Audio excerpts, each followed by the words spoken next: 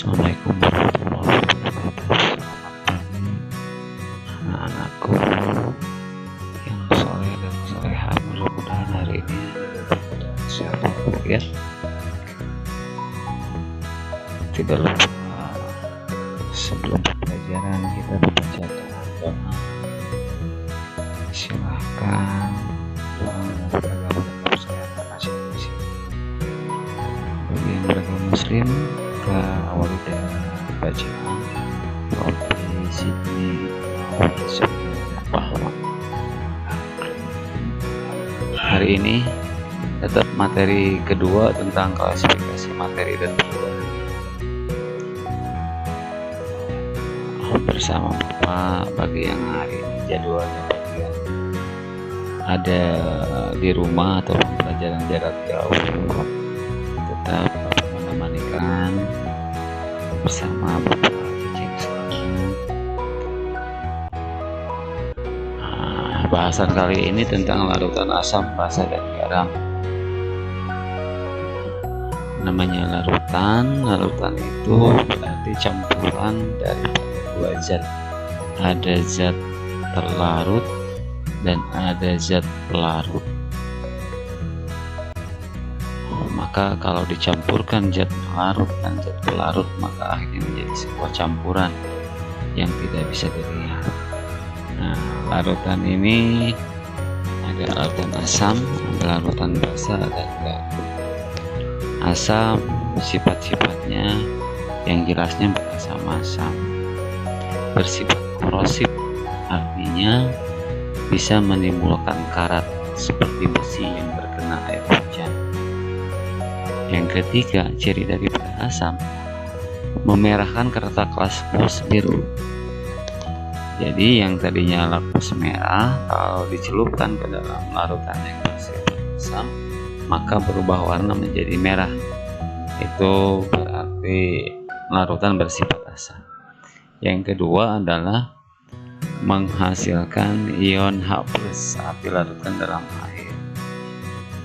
Yang selanjutnya memiliki pH kurang daripada 7, karena pH yang normal itu yaitu 7. Kalau kurang daripada 7 berarti dia larutan asam. Contohnya adalah asam klorida, asam nitrat, dan asam sulfat. Yang kedua adalah basa. Basa itu kebalikan daripada asam, berasa pahit, bersifat licin, lengket. Nah, kalau basa, kertas lakmus merah menjadi biru. Tadi sebaliknya, kalau asam merah jadi biru, kalau ini mah basa mah biru jadi merah. Menghasilkan OH- saat dilarutkan dalam air, pH-nya lebih daripada 7. Contoh natrium hidroksida, kalium hidroksida, magnesium hidroksida. Garam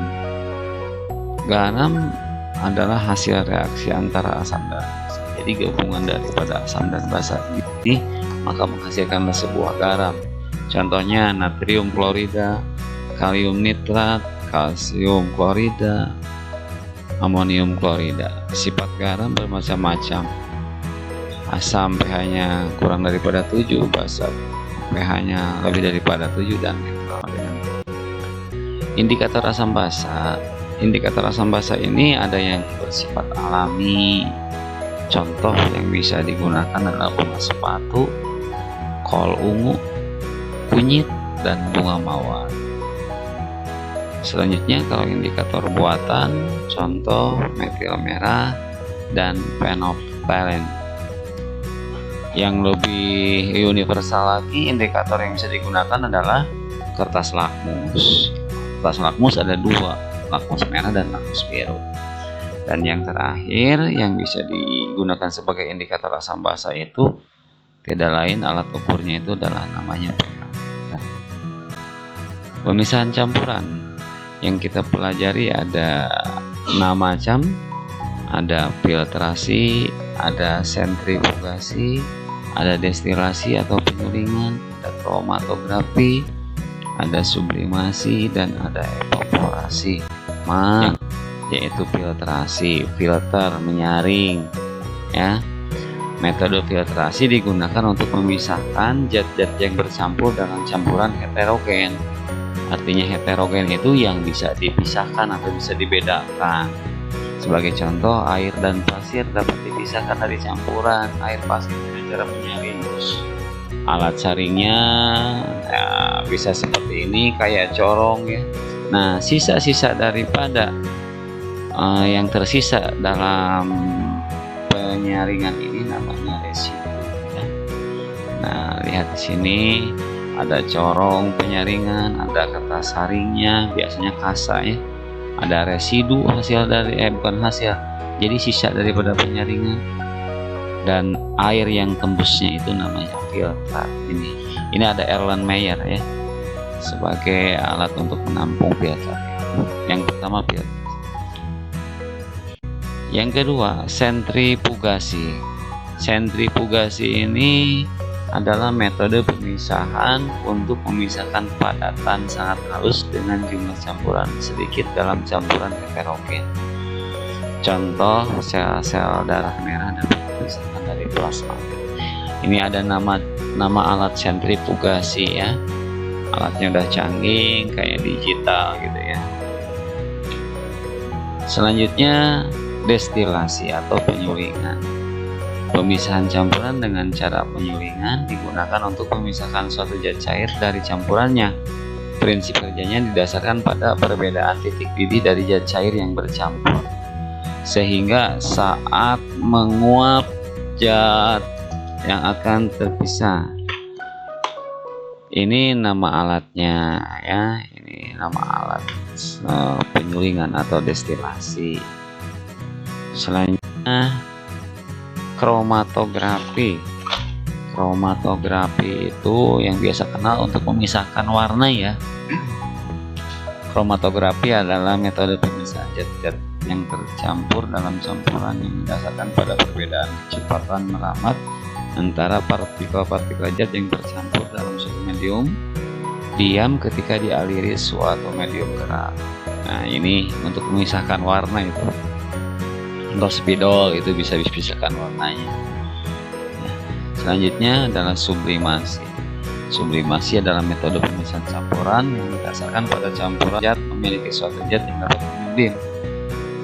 Contoh, perubahan wujud padat ke wujud gas, sedangkan zat yang lainnya tidak dapat membim.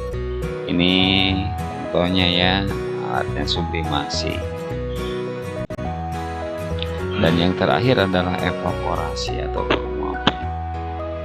evaporasi adalah proses pemisahan zat padat dari larutan dengan cara menguapkan pelarutnya.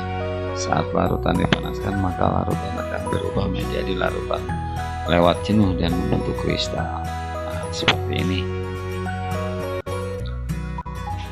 Perubahan materi. Secara umum, sifat materi dikelompokkan menjadi dua, yaitu sifat ekstensif dan sifat intensif. Sifat ekstensif itu mengukur massa dan mengukur volume. Sifat intensif yaitu sifat fisika dan sifat fisikanya banyak sekali.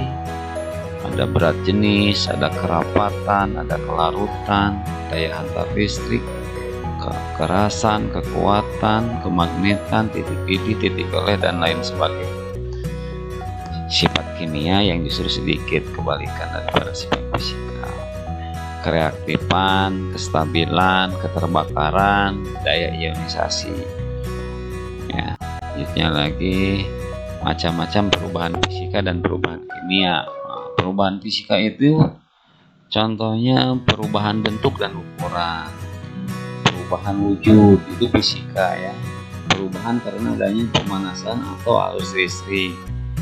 Perubahan karena pelarutan atau pengeringan. Kalau perubahan kimia berarti perubahan yang menghasilkan jenis zat baru.